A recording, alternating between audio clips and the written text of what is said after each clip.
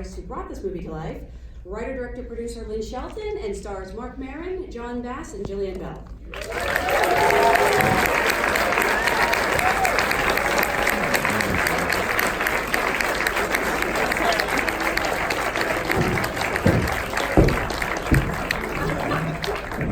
I don't think this stage was here before. Did you guys build this just for this?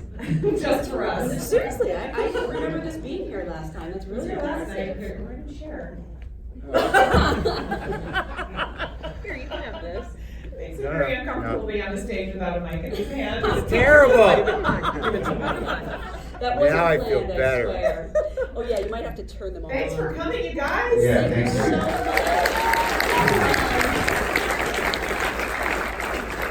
I actually, whenever I have people as accomplished as you all are, I actually like to go to the beginning and, I don't know, take you down a peg a little and just ask, what was your first job in this industry? The first time you felt you could call yourself a filmmaker, call yourself an actor? I was always a comic, but there was a brief period there. The first time I worked out in LA, I was a PA on a shoot for some video series that were kids videos, and it was at the Circus Vargas off season, so it was docked. It was a docked Circus Vargas, and I just remember there were two clowns there from the videos, and after we shot all day, you know, one of them was like, you want to get high? You want to get high? And I'm like, yeah, I want to get high. You know, let's go to the trailer. So we go to the clown trailer. It's just me and two clowns. In full And makeup? that's the problem. Like, they were wiping out the joint. I'm like, you guys gotta take the makeup off. I don't think I can really fucking process what's happening. Wow. Yeah, top that. Yeah. I can't. John, what was your first job? Book of Mormon on Broadway. Yeah! Ouch! Just tepid applause. Oh, yeah. Heard of it. That's a big first job. That was Yeah. the first one. Yeah. Did you take over right from Josh Gad? Not right over Josh Gad. There was another guy, and then me, and then another guy after me. They just started rolling us out. Yeah. As many like chubby, funny guys they could find. We were just in rotation at that point. You joke, but they all end up in spelling bee, I've noticed. I never did, but yeah, I've heard a lot of that. Jillian. My first job was as a co-star on a show called Worst Week, but my second job was on Curb Your Enthusiasm. That was my second job, and it was a big guest star with like Jerry Seinfeld. The halter top, right? Yes. Yeah. Yes. That's so where I was very confident in a crop top. Too confident. And but yeah, it was. I mean, what a crazy. That was. I was like, this is my second job. We had no idea because you just audition and then come and then find out like, oh, you're coming back again tomorrow. So everything is just sort of up in the air. Like there was one scene where they were just like, come on in, and then here's the 7 things you need to get done in this scene.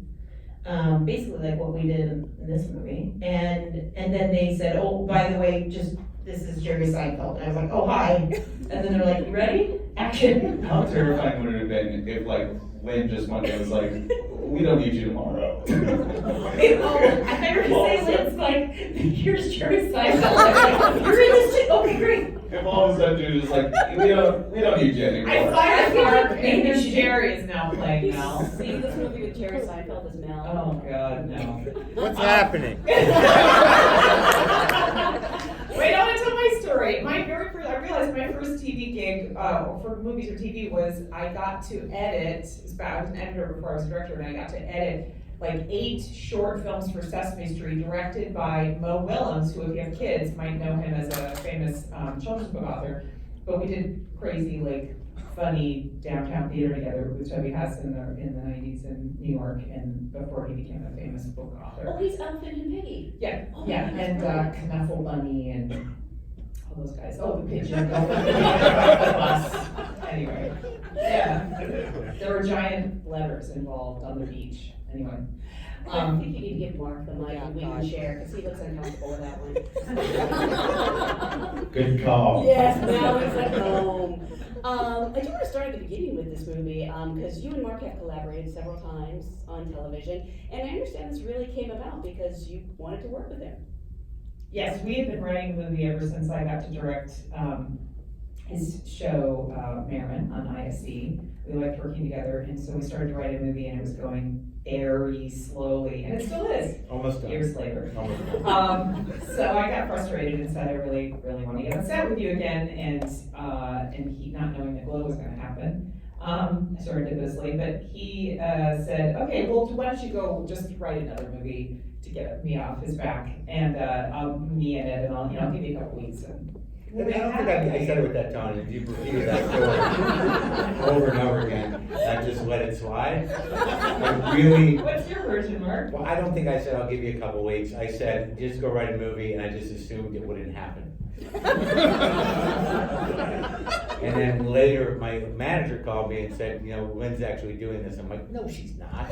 And he goes, yes, it's gonna happen. I'm like, how long is it gonna take? He called me every week, and I didn't realize it was you telling him to call me, because I just assumed it was him doubting it, but it turns out it was you doubting it. It didn't seem possible. You pulled a movie together that quickly, and then it was like. That's what I do, Mark, I make.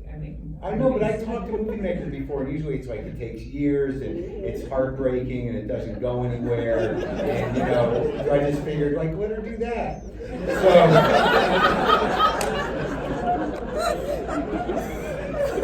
But then, we were all down there in Alabama. I came and I had 2 weeks. It happened fast. I mean, you shot this movie in, did you say? 2 weeks. 12 days. 12 days, right? And how did you guys come to be involved? You didn't audition, did you? I didn't audition. John, however. Did you audition? I had to do 10 auditions for this. No. But I think what happened is, It's second to the last day of shooting, you got the yeah, part. exactly. No, I think what happened is, Lynn asked Jillian, do you know any people who you think would be funny in this role, blah, blah, blah, this is what it is, blah, blah, blah. And she was like, and Jillian and I met maybe once before, but one of her best friends is in this show that I did a long time ago called Big Time in Hollywood, Florida. It's amazing. And it's amazing, and no one's watched it. Listen to that applause. Well, there's one person. That's my brother. So pretty much what happened is Lynn watched a couple clips of this show that I did, and she was like, yeah, he's funny. And then, yeah, I got a call, and 2 weeks later, I was in Birmingham. I think Michaela put in a good word for me. Yes, And for then- sure, and Michael Bryan. Yes, and then we met and fell madly in love. You forgot the part where she told you to come to meet me. Oh, yeah. You emailed me and said, hey, it's John Bass. Yeah, And John said- Bass. I wanted any of the actors who are gonna have characters that have pre-existing relationships to actually, meet each other and hang out, and Jillian and Michaela and Al had snaps. Mark, tell them how you just like. But you guys, Yeah, and I I came wanted to the to comedy have store, I'm doing sets, and we decided to meet there, and he immediately annoyed me. That was my feeling. I loved him so much. That's annoying to me. That's annoying to me. The first thing I said to him, the first thing I emailed him, I was like, Mark, I'm so excited. I just read your book. Like, I read his fucking book. And you were like, John, you were like, you said it hard. you were like, I love cats too. Yeah. I have some geographical thing, I don't remember what it was. And we have so much in common. I'm Jewish. We're I don't know if Jewish, you we want to know. be, I mean, it's just like the list goes on, except I enjoy life. Do you though? No, let's be honest. But then coming, like, what happened? No, but then I come, look, Mark and I have a very fun relationship. I annoy him and he lets me do it. That's how I have it. Yeah, exactly. I'm not asking for anything else. And so pretty much what happens is I show up to the comedy store and he meets me and he's like, he sees me. We've been emailing now, back and forth. And he sees me and he goes, hey, Don? I go, it's John. He goes, all right, come on, let's go. took me out on this amazing tour of the Comedy Store. It was amazing. I had an amazing time. Yeah. I mean, I had a good No, I time. had a good time. Alright. I think you're annoying me. I But it's okay. I know it's okay. Okay. It's, And that's how it goes. it's really the perfect dynamic for the movie, though. I mean, I think it works. I mean, Yeah. when you say annoying, you mean it in like an affectionate way, right? Sure. No, yeah, absolutely. Yeah. Most things annoy Mark, so it's really not that high of a bar. Only for a second. Then I get through it and I'm like, okay. I am curious about the way that you sort of work, because this is largely improvised, not completely improvised. I know you work off a script mint. I'm curious, is that intimidating for the actors, and why do you like to do it this way? I know you don't always, you've done scripts. Yeah, my third and fourth films were improvised, a lot improvised. And I've done various, like, Hump Day was like a 10-page treatment with no dialogue. I'm sorry, she said hump day? Sister is like 80 pages of pre-written dialogue that people could use or not at their will, like a safety net. This was like 45, 50 pages or something like that, of a document that was like, some of the scenes quite written out, like the Mel Deirdre scene was really written, kind of pre-written, but we used it, we were loose with it. And then the back of the van scene, which is arguably the heart of the whole movie, it was said they get to know each other in the back of the van, and we worked that out on the day. And I'd given them homework, so they all had a lot of backstory. Jillian came up with the hopes and dreams of her character regarding the escape room. There was also a paint your own. Some of that is just true to my own life. I really enjoy an escape room. If you haven't done it, try it. You might like And it. Mark really didn't know what one was, so he had to be Mark, told how on the much day. would I have to pay you to meet me tomorrow night at 8 o'clock at the Hollywood Escape Hotel? There's a hotel? There's a whole hotel with different themed rooms. What if I'm frustrated at the first room? Well, no, you only do one room. I mean, you can do two, but who are we? Right.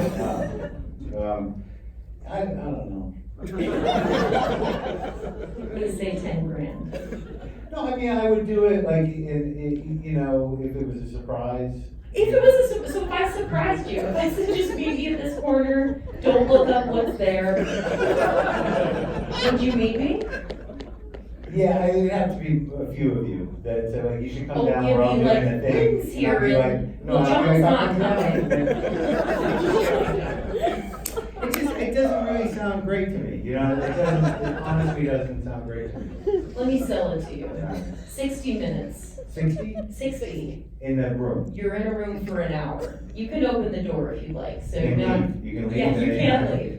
So Well, you that don't doesn't really seem have to. genuine to me. Yeah. Like that, it should be like, good luck. Yeah, but you can pretend that it's locked. That's what you can The rooms decide. I've been to, they don't let you out. You They go lock in the door. these? All the time! There There is is two a escape soft rooms. thing Raise your that is hand. horrifying. Just one, even if it's been once. The Jumanji room There's is a good amazing. amount. There's a good amount. There's an evil possessed doll room in the valley. That's horrifying. It is genuinely horrifying. I'm gonna get the info on that before we. Oh. And they're good team building exercises, like you. Team building? Yeah, work together. I met a guy, this is a true story. I went to an escape room with 10 of my friends, and one of them brought someone that they thought would be a good match for me, romantically.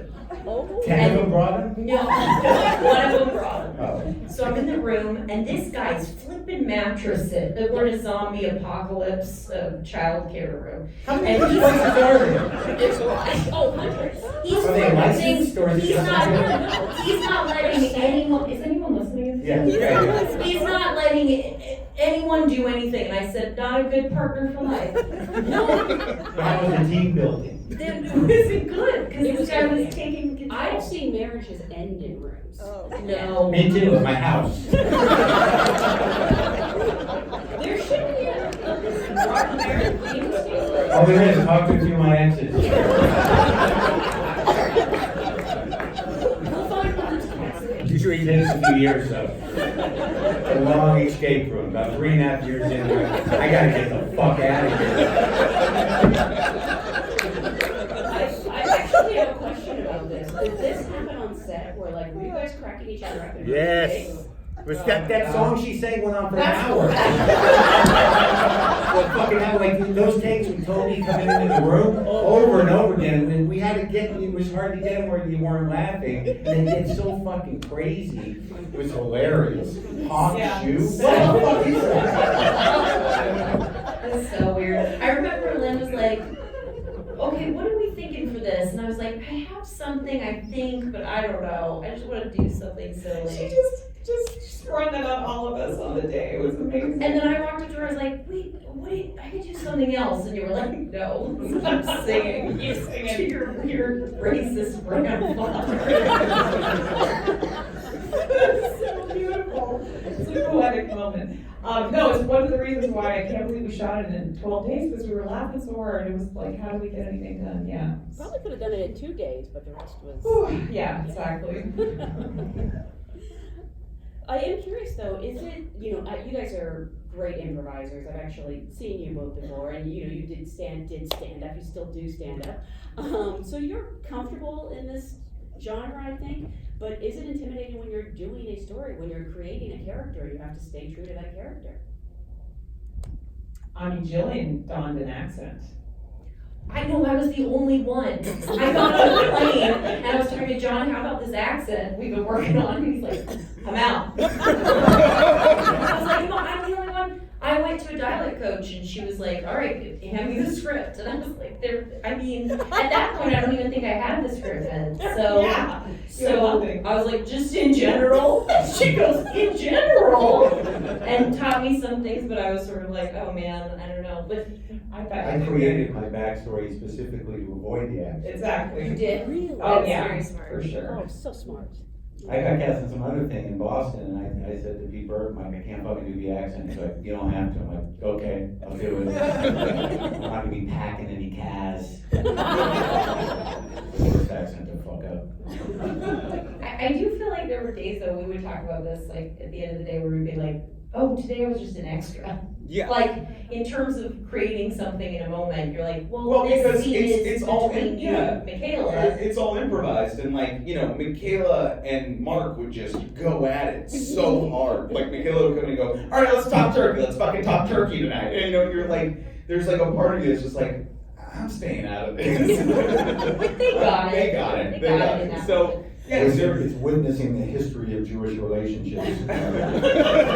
Well, Mark had a great analogy when we were doing a Q&A once. He described it as being like, that he was very frustrated the first couple days because he's used to owning having all the words himself, because he's on stage and he's saying all the things.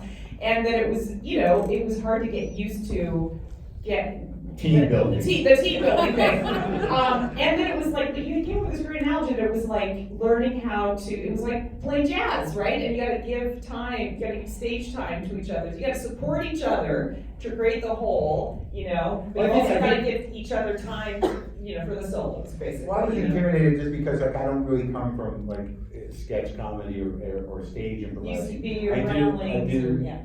Exactly. Sorry. Thank you for fleshing it out. Yeah. It used to be your growlings, correct? Those would be 2 examples of that type of work. Thank you, man. That was tremendous. You want to, some of those people end up on SNL and other sketch-oriented shows. Mad TV. Yeah, of course. It seems like it's a very prominent in show business now that people come out of those places. Kids in the Hall was earlier. I did not come out of it. But I do, that's how I write my comedy. But my problem was they're used to it. I'm not the kind of guy, you give a hat to and go be the guy who wears this hat. And I'm like, oh, this guy. It was very, I felt like they could all do that. You give them a hat and then they're, hey, who's that person? That's the hat person. So I can only do what I can do. And yeah, you know what I'm saying? Yeah. So I was intimidated, and I said to Lynn, I think you're being very diplomatic, but I think what I said to you was if you don't fucking ground these people and get them into real characters, I'm just gonna be sitting there saying nothing, being the straight man. And then and she goes, you're the lead of this movie. I'm like, doesn't seem like it. And then that was day one, and I got better. He did, to be fair, there was one scene one that I think got cut way down, but it was like all of us improvising. It was the In the first time parking we lot? met Hogjaws, Oh.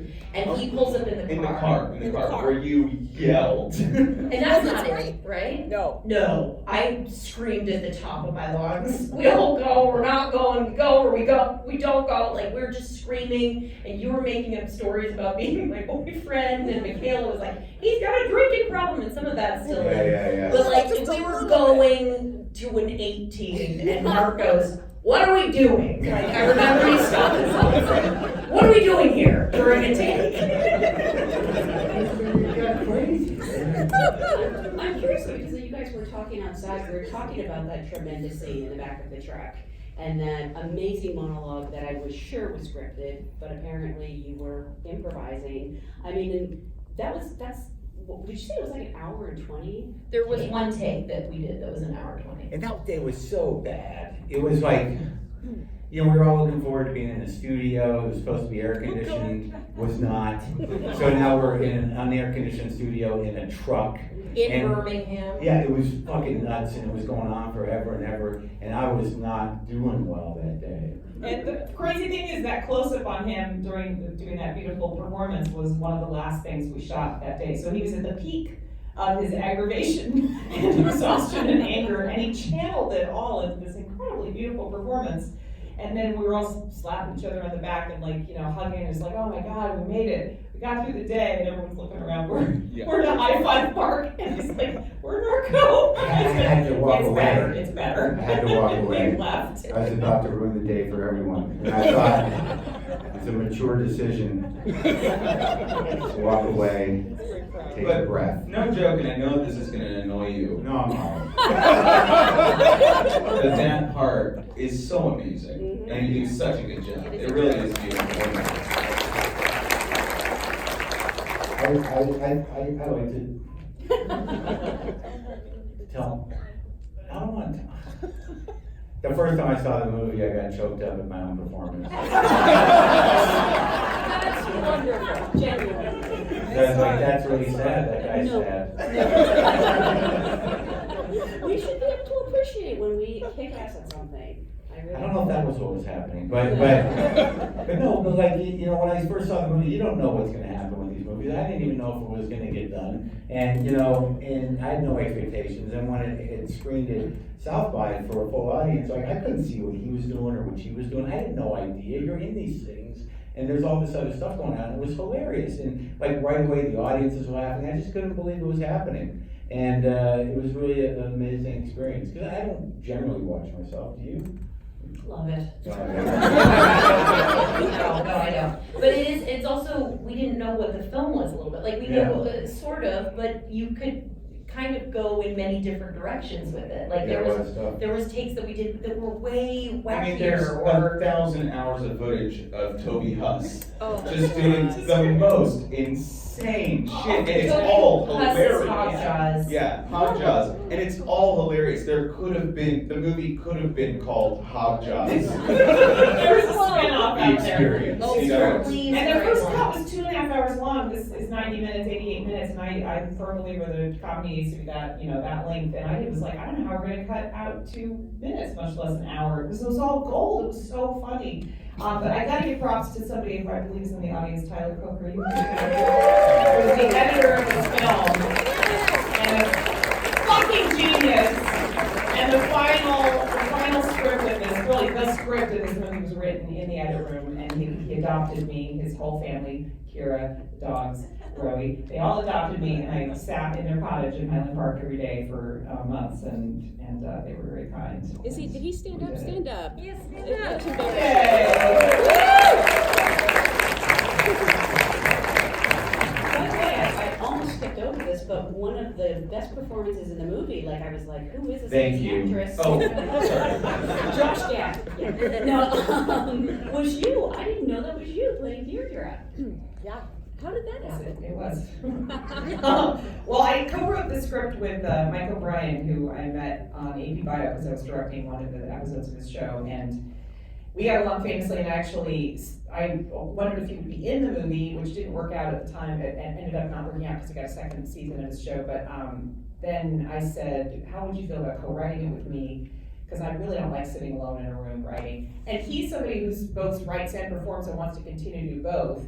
And he assumed I was the same way, because I started out as an actor, and so we had this cast list of people we wanted to work with, and he kept adding my name to the list, and I kept saying, I'm not gonna be in the movie, I can't act and write at the same time, I can't act and direct at the same time. But then I thought, well, maybe I'll just be like the gal who comes in and gets her coat back, you know, I thought, oh, okay, I'll do a cameo for you to shut you up, you know, so I was like, I always wanted to play a junkie, maybe I'll come in and try and pawn something, you know, to get some money for drugs. And then we realized as we were writing that we needed some kind of a way to track Mel's emotional arc, and we realized that maybe this would be an opportunity to do that. And I wouldn't have to be in, you know, it very much. I could just be in that one scene. And since the camera work was pretty straightforward, I wasn't too worried about it. I acted in Hump Day, and I swore I would never act and direct at the same time, because there's like, I have to turn my director brain off when I act. It's like I come out of a fugue state at the end of every take, and like, what just happened? But anyway, so I was just relieved I didn't ruin the movie. And it's nice because you guys have a history together, so I feel like that weighs in. There. Not exactly Not that. like It's that. great. Thank God. We know each other, yes. I think you're referring to the drug history? Yes. I know we've done a few drugs, I'm just kidding. No, you didn't know we went to drugs. No, I Yeah, didn't. probably better. Yeah, no, we definitely, it definitely helped that we knew each other and we worked together, yeah.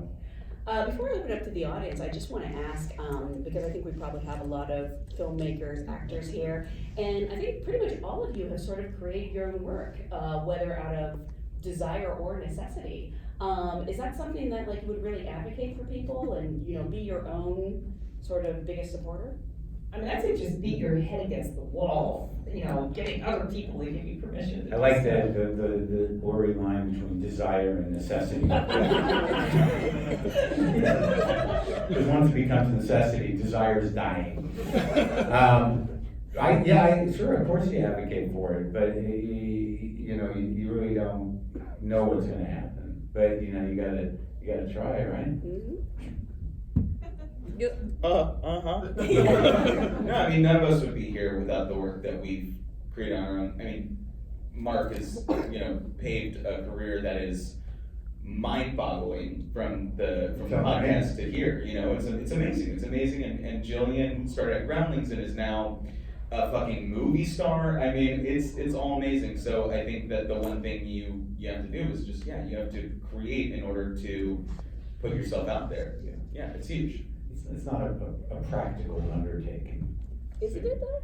Is it? I mean, The weird thing is like once you get into this thing, you know, whatever you're doing, and especially if you're doing the front of the camera business or doing stand-up or whatever, is that if you're in it long enough, if you nurture your delusion long enough, you know, what eventually happens is you have no choice. You know, like when I started the podcast, it was really one of those situations where it was fucking over, you know, and there was no real plan B, because you have that weird moment, you're in your mid-40s, and you're like, you know what, fuck this, I could always, oh, fuck. There used to be something in that file, I don't know what. And then you realize the last job you had was a grill cook in fucking college, and like, they're probably gonna ask me what happened on my resume between working at Edibles in Coolidge Corner and fucking, you know, Newton or wherever the fuck it was, and now, you'd be like, oh yeah, here's my Conan reel. I am curious though, because I know you made this movie very quickly, and I'm guessing, you know, I think, did you go shoot the Joker right after this? Oh, that was right after. Oh, okay. Was that short, was it a few months? It was like 6 months later. Are you gonna try to get Joker things out of me? 'Cause- Yes, please tell me everything that No, happens. okay. Kyle Phillips is like, why don't you just pull back a little bit? Really? Someone is asking you to pull back? on No, emotion? no, he just, he didn't really say that, he like, see, you're doing it. No, he didn't say pull back on it, he said I can talk about my experience with, you know, Joaquin and De Niro, but like, you know, don't, you know, just the spoiler thing, which I didn't. No, I was mostly curious. I have to imagine a movie like that, the craft service budget is more than, you know, you spent on this movie. Do you like sort of? Unfortunately, that was one of my big regrets about the Joker movies. I didn't really have time to eat. Yeah, I was only there for like a day or two, and I got, actually I did. It was good. Yeah. It was, and it had a lot of options, melon, nice stuff, hot food. This one, not so great. I couldn't even, well, it was okay, it was local and, I mean, yeah, but you'd No, but think we that. had like nutritious stuff. We had like, Did we? It was like- healthy stuff. Right, but it We was. had like egg muffin But it was sort of tops. experimental, it was like someone's idea, Do you like, remember this? I'm just gonna, cook something else. Yeah, they were, what was that? Like, I just remember you started bringing your own breakfast. For Well, some reason, I couldn't get the cereal I wanted. I remember that Lynn, for some reason, Oh, this is you gonna had get texted Mark and I something about like, the scene you guys did today, like, I'm so happy, I'm so excited that we're doing this. And I was like, hey, Lynn, we're having a blast, you're the best, we do anything for you. And Mark wrote, I haven't gotten my breakfast yet.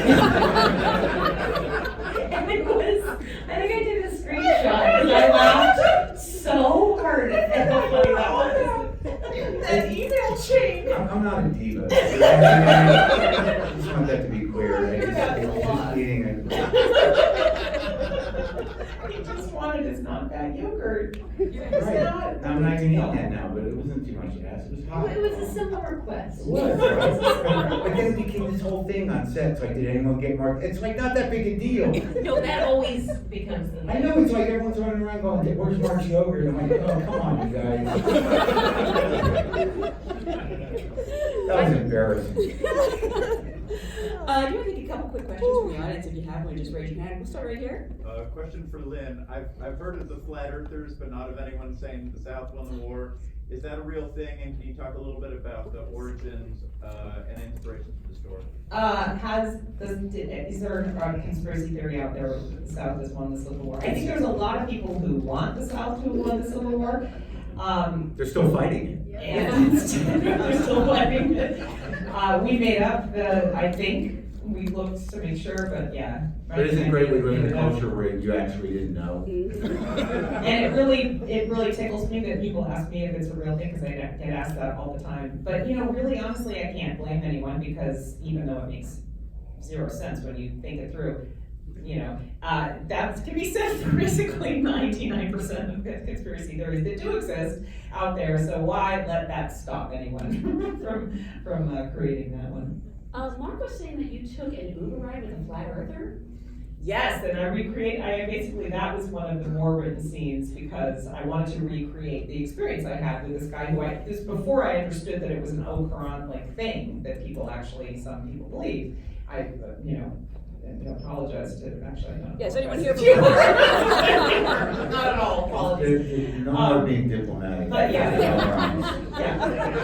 At the end of a very long ride with a very normal seeming person who seemed intelligent and like a normal person, he's telling me about how the earth is flat, and my brain is just like trying to wrap around what he's saying. He's clearly can't be serious, and then it was clear that he was serious, and I literally couldn't process it. And I just remember him turning around, he parked in front of my apartment, he looks back at me, and he says, listen, I know where you're at. I was exactly where you are a year ago. And all you gotta do though, I'm telling you, just Google it. Just keep going. Just go deeper and deeper. Irrefutable. It's undeniable. And it was like, thank you very much, sir. That is going in a movie. I can't wait to put it in a movie, and John Bass got to do it. But yeah. And I heard you actually did some research on crazy conspiracy theories. I mean, flat Earth, yeah. Watched a lot of YouTube videos. Are you convinced? I am not. No. Not good. I think Mark talks about this a lot too, but there is a point in every conspiracy theory where it gets to the point where Jews are bad. That is the main point of They all end up They there. all end up there. So I was watching one and I was like, it's like the 21 facts about flat Earth, and I was like, oh, cool, okay, I guess you could make sense of that, and then at the end it's just like, and the Jews. What the fuck? But yeah, it was fun to do research. That's a fun thing to research. Did the Jews make the earth flat, or they're They just? did everything. They've done everything. Yeah. It's apparently the problem. Take another one. I'd love to take one from the back. My family, Except they don't have the greatest eyesight, so I might be missing your hand. there isn't one. Nobody has Yeah. any. They're all intimidated. They want to They know. just wanna leave. They want right down here. Did any of you have experience in the South prior to this? Oh. And if not, was it a cultural experience for you? Well, did any of us have experience in the South prior to this, and what, if not, was it a cultural experience? Yeah, it was like visiting another planet for me. I've made 7 movies in the Pacific Northwest, in Washington State, where I live in Seattle, and this was my first movie out of that state, much less in the South, which really is just very different culturally. Luckily, my producer, my executive producer, most of the crew, a few of the actors were from the South, so I felt like I really leaned on them heavily to make sure I was not misrepresenting the South. You know, I wanted to represent it authentically. I wanted you to really get a sense of place of Birmingham, which is a city I really fell in love with when I was there, and I wanted not to feel like a Northerner coming in and condescending or, you know, feeling like she knew what she was talking about or making fun of the South, which was tricky because you're making a comedy in the South. But for instance, Toby Huss was the one I was probably most worried about because he was just so out there with his the Hotjaws character. And I had guys from the crew coming up to me constantly saying, "Oh man, I know that guy." and 10 times more, like, 10 times crazier than I'm just like, thank God, okay, good. And it was great to get their nods of approval, so. Toby was also so in character. Oh, the whole time. We went out to dinner with him, and he still had a little bit of the accent. Yeah. So that's how I met Toby. I thought that he was sort of like that, and he would say stuff that was a little just off center, and I'd be like, I don't know about this guy, and then met him afterwards in Los Angeles, and he's like, "How you doing?" "Oh man, I've been hanging out with my kid." And I mean, he's just like such a lovely guy. Yeah. But he had to stay in it a little bit. Yeah, and everybody who didn't know him before just thought that was him. They were like, I think he's crazy. Yeah. He's really nuts. It's the kind of crazy you want to be around though, a little bit. Yeah. But not married. Yeah. I spent time down there working, doing stand-up over the years. You know, I've grown to appreciate it. It's really kind of an amazing part of the country. You know, there are shitty people everywhere. There's a specific type down there, granted. But like, it is, you know, a lot of history down there, and I think I've grown to sort of like it. And Birmingham, like, is full of, you know, progressive, decent, reasonable people, and the people that aren't are generally very polite. You can kind of read through it, you know, but yeah, I definitely have somewhat of a relationship with the South, and I've gotten more embracing of it because, yeah, they don't like to be condescended to or stereotyped either, and it's very easy to stereotype Southerners, but there's a lot of, you know, decent people there, and they're surrounded by fucking morons, so you gotta really have to, you know, be nice to them. The one thing I have to say about the South that I really enjoyed was how many just conversations I had with so many complete strangers. There is this genuine sort of warmth, and I remember my first night there was at Whole Foods, and I was trying to get like something out of the cooler case in front of a guy who was stocking the cooler case, and I was like, "Oh, excuse me," you know, kind of like not making eye contact, and you know, and he, as soon as he registered me, he was just like, "Well, how are you? What's your day been like?" I was just like, "What the fuck is going on? What's wrong with this guy?" And it just kept happening to like person after person after person. So I came back to LA after a couple months in Alabama, and I'm just like, "What's going on?" You know, and people just like, "You are out of your mind." You know, "Oh, right, that's the whole thing. Yeah, you're not supposed to do that here." Maybe they were really big Hump Day fans. Yeah. There's some really nice people down Yeah. there. Yeah, it is, and there's good food, you know.